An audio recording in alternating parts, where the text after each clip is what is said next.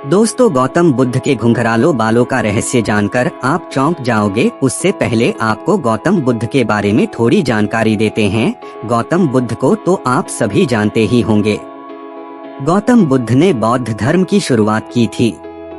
आज के समय में बौद्ध धर्म दुनिया के सबसे पुराने और सबसे प्रसिद्ध धर्मों में से एक है, जिस पर आप भी विश्वास करते होंगे।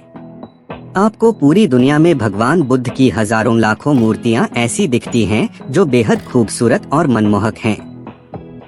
कई प्रतिमाएं तो ऐसी हैं जिन्हें विरासत स्थल की सूची में जगह मिली है। गौतम बुद्ध के बारे में बात करें तो उनकी प्रतिमाएं बहुत आकर्षक हैं। सभी प्रतिमाएं आपके लिए अद्वितीय हैं। खैर, इन सभी प्रतिमाओं में एक चीज सामान्य है और वह है गौतम बुद्ध घुंघराले बाल। लेकिन इसके पीछे की असली कहानी अगर हम आपको बताएंगे तो आप हैरान रह जाएंगे। गौतम बुद्ध की हर प्रतिमा में जो आप घुंघराले बाल देखते हैं वह असल में बाल है ही नहीं।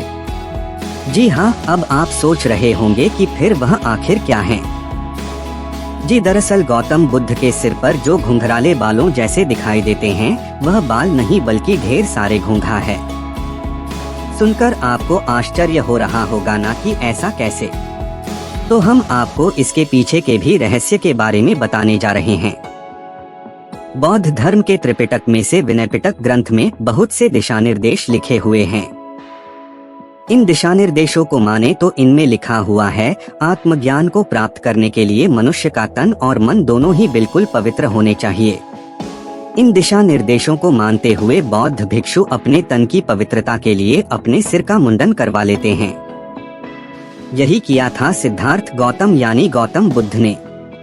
उन्होंने जब अपने राज्य का त्याग किया था तो उसी दौरान उन्होंने भी अपना मुंडन करवा लिया था। कहा जाता है, एक बार गौतम बुद्ध ध्यान में मग्न थे।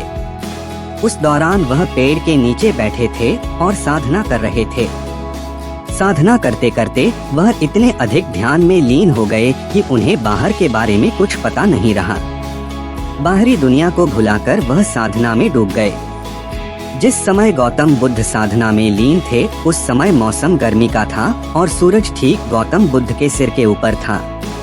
इस दौरान भी गौतम बुद्ध कड़ी तपस्या में लगे हुए थे।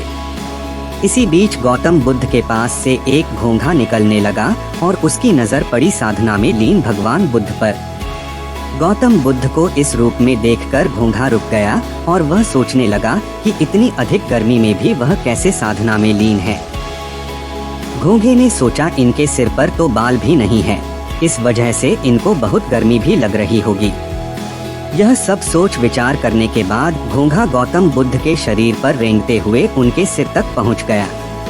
उसके बाद उसने अपने मन में सोचा कि अगर मैं गौतम बुद्ध के सिर पर रहूंगा तो उनको गर्मी का एहसास कम होने लगेगा।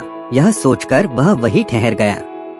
उसे देखने के बाद बहुत से घोंघे उसके पीछे पीछे गौतम बुद्ध के सिर पर चढ़ गए।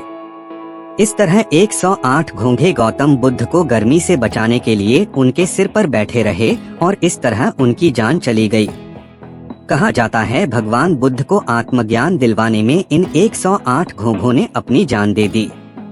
अपनी अहम भूमिका के लिए इन 108 घोंघों को महत्वपूर्ण माना जाता है। दोस्तों, कैसी लगी आपको ये कहानी हमें कमेंट करके जरूर बताएं और चैनल को लाइक, शेयर और सब्सक्राइब जरूर करें। धन्यवाद।